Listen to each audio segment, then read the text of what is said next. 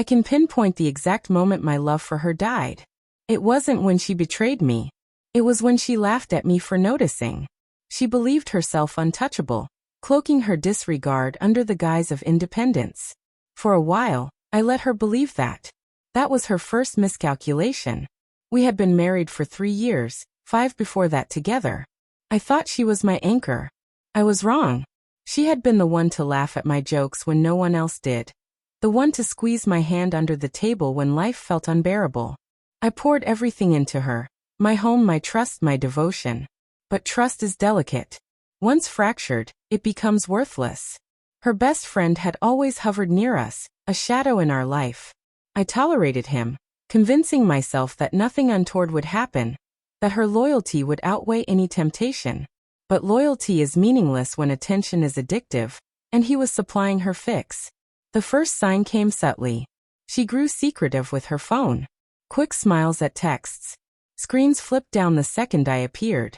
Work email, she'd say. I wanted to believe her, but belief erodes over time. The next warning was louder. She asked if she could travel with him alone. It's a group trip, she claimed. Yet the only participants were her and him. I said no, not with anger, not with jealousy, but calmly and firmly. The way a man enforces a boundary he expects respected. She didn't argue. Instead, she posted a photo of the two of them at the airport, captioned, "Men think they own you." That was her declaration of war. I didn't reply. I didn't call or plead. I had learned early that the loudest voice often comes from the weakest man. I simply opened my phone, updated my relationship status to single, scheduled a meeting with my lawyer, froze our joint accounts, and canceled the upcoming marriage license renewal she wasn't even aware of. By the time her flight took off, she was still married. By the time it landed, she had nothing, no home, no accounts, no husband. When she returned, there was no one to greet her. Silence was all she found. My side of the closet emptied. Keys on the counter. Divorce papers laid out, her name already typed in. Her calls flooded my phone. I ignored them. Her texts escalated, from confusion to desperation to rage. "You're overreacting. It's just a trip. You're pathetic." I remained silent. I had discovered that silence weighs heavier than screams. Revenge, I realized, is not about theatrics, it's about precision. While she paraded her freedom, I documented everything. Screenshots, emails, bank statements, receipts of joint trips she funded with him, hotel bookings in both their names. She thought she was clever, hiding the trail. She forgot I understood numbers. And numbers always tell the truth. When I filed for divorce, I didn't stop at irreconcilable differences. I included proof. Infidelity, financial misconduct, abandonment of marital responsibility.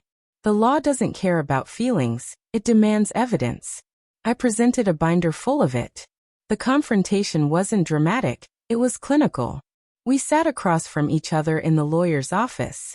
She expected tears, begging, reconciliation. I slid the binder across the table instead. Page after page of her own words, receipts, and images she believed private. Her lawyer whispered something that made her knees weaken. She realized this battle was lost. The fallout was spectacular. Her best friend vanished the moment legal proceedings began. Men like him chase forbidden fruit. And once she was unattainable, she became nothing more than baggage. My family, who had always supported me, rallied. They had seen her arrogance, her public mockery. Their disappointment was more than enough to satisfy me. I didn't need to gloat. Social media became her undoing. She tried to twist the narrative, calling me controlling, insecure, toxic. But screenshots are immune to manipulation. I released one. Her smug caption beside her flight confirmation with him. The internet completed the rest. Her reputation crumbled. Friends whispered. Coworkers questioned her judgment. Meanwhile, I remained calm, silent, untouchable. The most satisfying moment, however, wasn't legal or financial. It came the night she appeared at my new apartment, mascara streaked, voice trembling, begging to talk. She admitted mistakes, declared I was the love of her life. I let her unravel, listened, observed every crumble. When she asked, "Can we fix this?" I stood, opened the door and said no. I don't fix trash. I take it out. Then I shut it.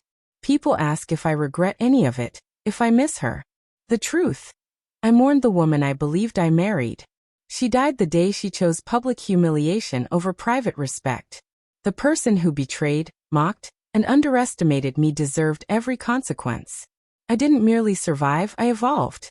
Clean break, stronger resolve, a reputation for quiet precision. Betrayal doesn't destroy, it reveals. She thought she had broken me, yet she only sharpened me. Now, when I glance back at her smug airport photo and that arrogant caption, "Men think they own you," I smile. She was partially right. Men don't own women, but I own the ending.